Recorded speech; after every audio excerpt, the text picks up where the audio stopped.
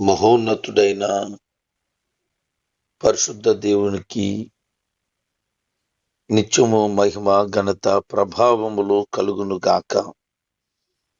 నేటి దిన వాక్య ధ్యానం కొరకు యోహాను రాసిన మొదటి పత్రిక 2వ అధ్యాయం. ఈ అధ్యాయంలో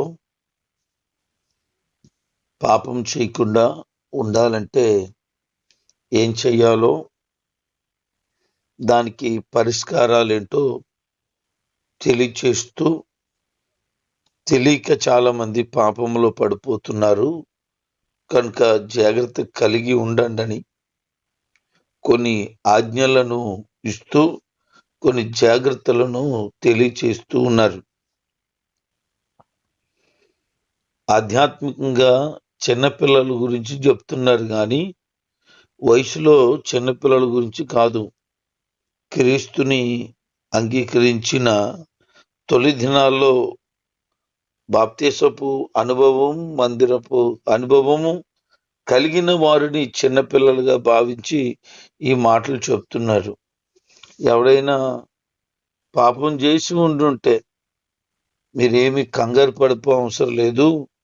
యేసుక్రీస్తు అనే ఒక ఉత్తరవాది మన కొరకు ఉన్నాడు. ఆయనకు మనం అప్పగించుకొని క్షమాపణ కోరితే ఇప్పటి వరకు చేసిన ప్రతి పాపాన్ని ఆయన క్షమిస్తాడు అని, ఇంతకు ముందు ఈ క్షణం వరకు చేసిన ప్రతి పాపమును క్షమిస్తాడు అని ధైర్యంగా ఉండండి అని చెప్తున్నాడు. మరి ఇంత అమూల్యమైన విషయం అలాగున ఎవరైతే ఒప్పుకుంటారో, ఒప్పుకొని పాపములని విడిచిపెడతారో వారు దేవుని కనికరాన్ని పొందుతారని సామెతల గ్రంథకర్త చెప్తారు. అతిక్రమాలని దాచిపెట్టుకోవద్దు, ఒప్పుకో అని. మనుషుల దగ్గర కాదు, దేవుడి దగ్గర ఒప్పుకుంటే అది కూడా పశ్చాత్తాపంతో ఇక మీదట నేను చేయను అని ఒప్పుకుంటే ప్రభు దగ్గర క్షమాపణ దొరుకుతుంది. ఆయన పాపాల కొరకు సమాధానము అనుగ్రహించేవాడుగా ఉన్నాడు. ఇది మన కొరకు కాదు, యావత్తు ప్రపంచం కొరకే ఆయన సమాధానమును దయచేశారు. మన కొరకు ఆయన బలయ్యాడు. ఆ బలియే మన పాపముల నుంచి మనలను విడిపించడానికి గల ఏకైక కారణమైంది. మనము ఆయన ఆజ్ఞలను గైకొంటే ఆయనను ఎరిగి ఉన్నవారము, అనగా ఆయనను తెలుసుకుని ఉన్నాము. ఆయనను తెలుసుకున్నాము అని అంటే ఆయన ఆజ్ఞలను తప్పకుండా పాటించాలి. చాలా మంది యేసయ్యకు నన్ను తెలుసు, నాకు యేసయ్య తెలుసు అని మాట్లాడుతున్నారు. మీరు మాట్లాడుతున్నది ఎంతవరకు వాస్తవమో ఈ వాక్యాన్ని బట్టి మీరు గమనించండి. ఆయన నేను తెలుసుకున్నాను అని అంటే ఆజ్ఞలను తప్పకుండా పాటించాలి. నువ్వు ఆజ్ఞలను పాటించే వ్యక్తివైతే దేవుణ్ణి తెలుసుకున్నావని అర్థం. దేవుని వాక్యంలో ఇచ్చిన ఆయన ఆజ్ఞలను ఏమాత్రం పాటించకుండా, నేను ఆయన గురించి తెలుసు, నాకు ఆయన రక్షకుడనో ఆయన గురించి ఏవో 4 మాటలు నువ్వు చెప్పినంత మాత్రాన ఏమీ ప్రయోజనము లేదు. దేవుని ప్రేమ వారిలో ఉండదు అని చెప్తున్నాడు. నువ్వు వాక్యాన్ని గైకొనలేదు గనక, దేవుని ఆజ్ఞలను పాటించలేదు గనక దేవుని ప్రేమ నీలో లేదు. నువ్వు అనుకుంటున్నావు దేవుని చేత నేను ప్రేమించబడుతున్నాను, నేను ఇతరులను ప్రేమిస్తున్నాను, ఆయన ప్రేమ నాలో ఉంది అని. అలా ఉండాలంటే దేవుడు చెప్పిన మాటలను పాటించకుండా నీ సొంత ఆలోచన చేత, సొంత నిర్ణయాల చేత సాగిపోతూ ఉంటే మరి ఎలాగూ దేవుని చేత ప్రేమించబడతావు? దేవునిలో నేనున్నాను అనుకుంటున్నారు మరి కొంతమంది. నువ్వు దేవునిలో ఉన్నావు అనేది కన్ఫర్మేషన్ నీకు కావాలి అనంటే దేవుని వలె నువ్వు నడుచుకోవాలి. నీలో ఆయన ఉన్నాడు అనడానికి రుజువు నువ్వు దేవునిలాగా నీ జీవితం ఉండాలి. మాదిరికరమైన జీవితమై ఉండాలి. ఆదర్శవంతమైన జీవితమై ఉండాలి. అలాగూ గనుక దేవుల్లో నువ్వు నడిచి ఉంటే అప్పుడు అర్థమవుతుంది నువ్వు దేవుల్లో నడిచిన సందర్భాన్ని బట్టి నువ్వు దేవుల్లో ఉన్నావని. అందుకని 1 పేతురు 2వ అధ్యాయము 21వ వచనంలో మీకు దేవుని పిలుపు వచ్చింది కదా, ఇందుకే కదా, ఎందుకంటే క్రీస్తు మన కోసం బాధలు అనుభవించి ఆయన అడుగు జాడల్లో మనం నడవాలని మనకు ఆదర్శంగా ఉన్నాడాయన అని పేతురు గారు తెలియచేస్తున్నారు. మనకంటే ముందే బాధలు పడ్డాడట. ఎందుకంటే మనకు ఆదర్శంగా ఉండాలి అని. మరి క్రీస్తులో మనం నడిచే వ్యక్తి అయితే ఆదర్శవంతమైన జీవితం మనం కలిగి ఉంటాం. ఎఫెసీ పత్రిక 5వ అధ్యాయం 1వ వచనంలో ఆయన అంటాడు, ప్రియమైన పిల్లలు మీరు అలా ఉండాలి అని అంటే ఆయన్ను అనుసరించి నడవండి. దేవుని పోలిక చొప్పున నడవటానికి ఎవరైతే ఇష్టపడతారో, ఎవరైతే నడుస్తారో వారు దేవునిలో ఉన్నట్లు. మరి దేవునిలో నువ్వు ఉన్నావా? నాలో దేవుడు ఉన్నాడని నువ్వు చెప్తున్నావు, కరెక్టే. అసలు దేవునిలో నువ్వు ఉన్నావా? ఎమ్మెల్యే గారికి నువ్వు తెలుసా అనేది ముఖ్యం. ఎమ్మెల్యే తెలుసు మనకి, మన ముఖ్యమంత్రి మనకు తెలుసు, కానీ ముఖ్యమంత్రికి నువ్వు తెలుసా? ఎలా తెలుస్తామండి? తెలియం. అయితే అది ఎలాగో ఇది అలాగే. దేవుని ప్రేమలో నేను ఉన్నానని నువ్వు చెప్పుకుంటున్నావు. మరి దేవునిలో నువ్వు ఉన్నావా? దేవునిలో నువ్వు ఉన్నావు అని చెప్పడానికి గల రుజువేంటి? ఆయన వలె నువ్వు ప్రవర్తించాలి, ఆయనలో నువ్వు నడవాలి. ఆధ్యాత్మికమైన పరిశుద్ధత, నీతి, యథార్థత కలిగి ఉండాలి. అప్పుడు ఆయన నీలో ఉన్నాడు అని నువ్వే కాదు ఇతరులు నీ గురించి సాక్ష్యం చెప్తారు.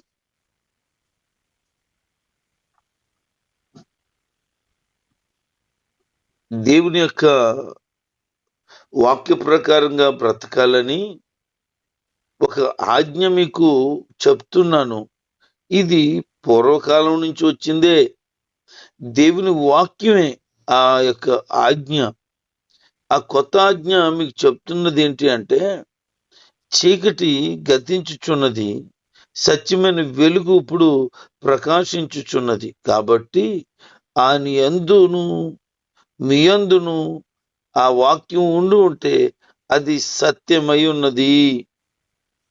అంటే దేవుని వాక్య ప్రకారంగా నువ్వు బ్రతుకుట కొరకు ఇష్టపడినప్పుడు నువ్వు సత్యముగా ప్రవర్తించవలెను. సత్యమైన జీవితాన్ని నువ్వు కలిగి ఉండవాలను.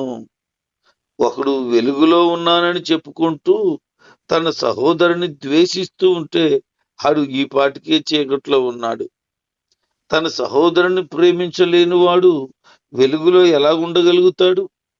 తన సహోదరుని ద్వేషిస్తూ ఉంటే వాడు చీకట్లో నడుచుకుంటున్నాడు. అతని కన్నులకు గుడ్డుతనం ఉంది. అతను ఎక్కడికి పోతున్నాడో అతనికి తెలీదు. కనుక నా సహోదరుని నేను ప్రేమించేస్తున్నాను అని అంటే ఆ ప్రేమ కలిగిన వ్యక్తి అర్థం అవ్వాలి అతనికి. లేకపోతే అతను చీకట్లో ఉన్నాడు. తాను సహోదరుని ప్రేమించలేదు గనుక అతడు త్రొట్టెలు పడ్డానికి కారణం అదే. తన సహోదరుని ఎవరైతే ద్వేషిస్తారో, తన సహోదరిని ఎవరైతే ద్వేషిస్తున్నారో వారి మనోనేత్రాలకు గుడ్డితనం కలిగింది. వాళ్ళు ఎక్కడికి వెళ్ళిపోతారో ఏమిటో వాళ్ళకి తెలియదు అని చెబుతున్నాడు. ఎందుకో తెలుసా? యోహాను సువార్త 12వ అధ్యాయము 35వ వచనములో యేసు ప్రభు వారు అంటారు. అందుకే యేసు ప్రభు వారు ఇలాగ అంటున్నాడు, మీ మధ్య వెలుగు ఉండేది. ఆ వెలుగు కొద్ది కాలమే. చీకటి మిమ్ములను కమ్మకుండునట్లు వెలుగు మీ మధ్యలో ఉండగానే దానిలో నడుచుకోండి. చీకటిలో నడుచు వారికి తాను ఎక్కడికి వెళ్తున్నాడో వారికి తెలియదు కదా. చీకటిలో వెళ్ళేవాడికి ఏ మార్గంలో వెళ్తున్నాడో, అది ముళ్ళు మార్గమా, గోతుల మార్గమా, లేకపోతే బురద, ఏమీ తెలీదు. చీకటిలో వెళ్తుంటే ఏం తెలుస్తుంది? వెలుగులో వెళుతుంటే అర్థమవుతుంది, ఇది ప్రమాదం ఉంది, ఇది మంచిగానే ఉంది, దీనివల్ల మనకు ప్రయోజనం ఉంది అని మార్గం కనబడుతుంది. అలాగే తన సహోదరుని ప్రేమించలేని వాడు చీకట్లో నడిచిన వానితో సమానం. ఈ రోజున కుటుంబాల్లో అన్నదమ్ములు గాని, అక్కచెల్లెలు గాని, తోడుకోడలు గాని ఎంతమంది సఖ్యత కలిగి ఉన్నారు? ఎంతమంది సమాధానంతో జీవిస్తున్నారు? ఎంతమంది నిజమైన దైవికమైన ప్రేమను కలిగి ఉన్నారు? ఐక్యత కలిగిన వారుగా ఉన్నారు? మా అన్నదమ్ములు మేము సంతోషంగా ఉన్నామని చెప్పిన వాళ్ళు ఎవరు? మా అక్క చెల్లెలు మా ఇద్దరు గొడవలు లేదని చెప్పిన వాళ్ళు ఎంతమంది ఉన్నారంటావా? అయ్యి బాబు, అది చాలా కష్టం. ఎక్కడ కలిసి ఉంటున్నారు అని అంటే 100% ప్రభు చెప్తున్నాడు, వారు చీకట్లో నడుస్తున్నారు. వాళ్ళ మార్గం సరైనది కాదు. ఏమవుతుందో వాళ్ళకి తెలీదు. కనుక జాగ్రత్త. దేవుని వాక్య ప్రకారంగా నువ్వు వెలుగులో నడిచిన వ్యక్తివైతే తోటి సహోదరుని ప్రేమిస్తావు.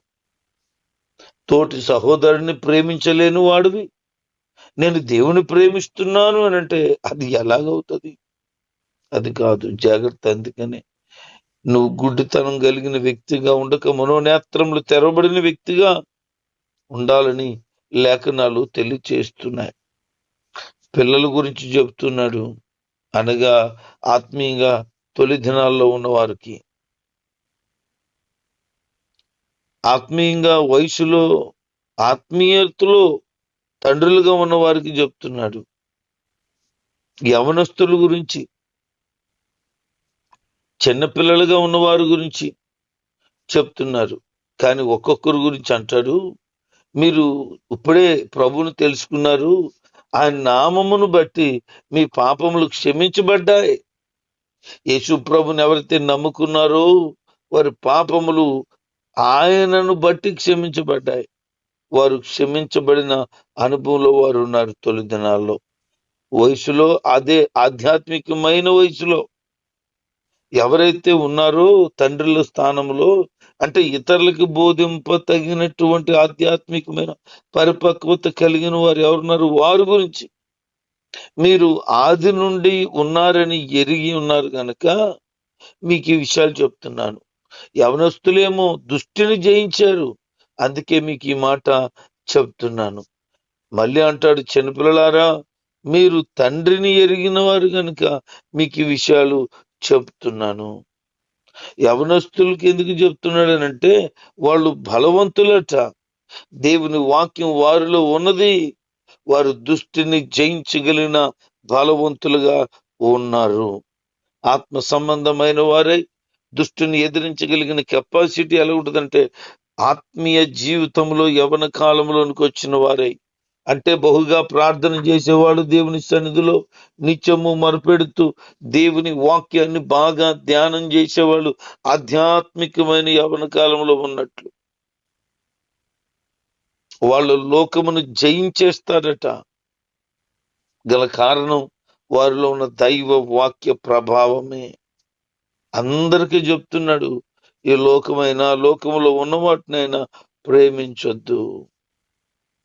ఎవడైనా లోకమును ప్రేమిస్తే దేవుని ప్రేమ వాళ్ళలో ఉండదు. ఎందుకు ప్రేమించవద్దు అంటున్నాడు ఈ లోకాన్ని? ఇది తాత్కాలికమే. ఈ లోకాశలు కూడా గతించిపోతాయి. కొద్ది కాలం ఉండి అన్ని లయమైపోతాయి. లయమైపోయి పాడైపోయి నశించిపోయే దాన్ని ఎందుకు ప్రేమించడం? ఆయన చిత్తమును జరిగించేవాడు. ఆయన చిత్తములో నువ్వు నిలిచి ఉన్న వ్యక్తివైతే నువ్వేం చేస్తావు తెలుసా? లోకంలో ఉన్న శరీరాశ నేత్రాశ, జీవపు డంబం దూరంగా ఉంటావు. అంతా కూడా శరీర సంబంధమైన కోరికలు కలిగిన పరిస్థితులే ఉన్నాయి. బడాయిలు చెప్పుకునే పరిస్థితులే ఉన్నాయి. నేనంటే ఇది అనే ఈగో ఫీలింగ్స్ తోనే ఉండేవాళ్ళగా ఉన్నారు. కళ్ళతో చూసి కోరికలను రేగొట్టుకుని ఆధ్యాత్మికమైన బ్రతుకులో భ్రష్టులుగా బ్రతుకుతున్న వారుగా ఉన్నారు. అందుకే లోకం దాని ఆశలు గతించిపోతున్నాయి గనక ఆ లోకాన్ని ప్రేమించవద్దు. నశించిపోయేది, పాడైపోయే దాని గురించి ఎందుకు? శాశ్వతమైనది పరలోకంలో ఉంది. ఆ పరలోకంలో ఉన్న శాశ్వతమైన దాని కొరకు ఆశతో నిత్యము ఎదురు చూడవలసిన వారుగా ఉన్నాం. ఎందుకంటే మనం చివరి దినాల్లో ఉన్నాం. యేసుక్రీస్తుకి విరోధమైనటువంటి వ్యక్తి వస్తాడని చాలా మంది బయలుదేరారని, ఇది చివరి గడియ అని దీన్ని బట్టి తెలుసుకోవాలని చెప్తున్నారు. నిజమే, అంత్యకాలం అని చెప్తుంటే ఆలకించవేమి అని చెప్తున్న భక్తుని యొక్క పాట మనకు గుర్తు చేసుకుంటున్నాం. ఆ అంత్యకాలంలో నశించిపోతున్న వారమై ఉన్నారు చాలా మంది. దేవుని వాక్యానికి విరుద్ధమైన జీవితాలు గడుపుతున్నారు చాలా మంది. మనం చివరి గడియ అనగా చివరి క్షణాల్లో ఉన్నాము. దేవునికి వ్యతిరేకంగా, క్రీస్తుకు వ్యతిరేకంగా బ్రతుకుతూ నేనే క్రీస్తునని, నన్ను నమ్మండి అని చెప్పేటువంటి రోజులు వస్తాయి. మనుషులు ఘనత కోరుకునే వారుగా ఉండే దినాలు వస్తాయి. చివరి దినాల్లో ఎవరుంటారో తెలుసా? యేసు క్రీస్తుని ఒప్పుకొనని వారు ఉంటారు. ప్రజలను ప్రలోభపెట్టి వాక్యాన్ని వ్యతిరేకిస్తూ ప్రజలను ప్రలోభపెట్టి దేవుని మార్గం నుంచి, నిజమైన క్రైస్తవ భక్తి నుంచి తొలగించే వాళ్ళు వస్తారు. అది ఎప్పుడో చెప్పబడిన మాటే, కానీ అప్పటి నుంచి ఇప్పటి వరకు అది నెరవేర్చబడుతుంది. అందుకే చివరి క్షణాల్లోనికి మనం వచ్చాం. నేడు రేపో తెలీదు. మనం ప్రభు రాకడకు సిద్ధపడి ఉండవలసిన వారుగా ఉన్నాం. ఆలస్యమైన కొందరు భావిస్తున్నారు. దానికి గల కారణం ఏంటి అని అంటే, మనందరూ ప్రభుని తెలుసుకొని ఆయన మార్గంలో సాగుతూ నీతియుక్తమైన వారుగా ఉంటే నిత్యరాజ్యానికి వారసులు అవుతాము అని. ఆధ్యాత్మికమైన జీవితం కాపాడుకోగలిగితే, ఇతరులు పెట్టే భ్రమలకు చిక్కడిపోకుండా ఉండగలిగితే నిత్యత్వాన్ని స్వతంత్రించుకోగలుగుతాం. కానీ నేటి దినాల్లో ఎలాంటి పరిస్థితులు ఉన్నాయో తెలుసా? రకరకాల పరిస్థితులు. అందులో కాపరు లేకుండానే వాక్యాలు వినడానికి వెళ్తున్నారు జనాలు. అక్కడ బోధించేది సేవకుడు కాదు, స్క్రీన్లో బోధలుంటాయి. ఆ బోధ వినడానికి వెళ్ళిపోతున్నారు. ఎంత అమాయక జనం చూడండి. అక్కడికి వెళ్ళిన తర్వాత ఏం నేర్చుకుంటారు? ఆ తెరలో వచ్చిన దాన్ని సినిమాలాగా చూస్తారా? అది కాపరలేనిదే కదా. కాపరలేని సంఘం ఏం సంఘం? చాలా విచారకరం. కొన్ని ప్రాంతాల్లో కొంతమంది ఒక 12 మంది శిష్యులను ఏర్పాటు చేసుకుని నేను యేసు ప్రభువునని కొన్ని దేశాల్లో ఉన్నవాళ్ళు ప్రకటిస్తున్నారు. ప్రజలు కూడా దానిని నమ్ముతున్నారు.